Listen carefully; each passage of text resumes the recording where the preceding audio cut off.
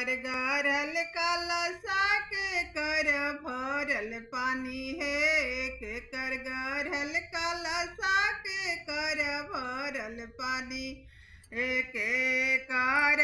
दुल्हा नहाले कलसा पानी है के कर बबुआ नहाले कलसा कोहर के गारल कलसा चरिया के भरल पानी है कोहर के गारल कलसा चरिया के भरल पानी है तिवारी जी के बबुआ नहाले कलसा पानी है तिवारी जी के बबुआ नहाले कलसा पानी है कोहर के गारल कलसा चरिया के भरल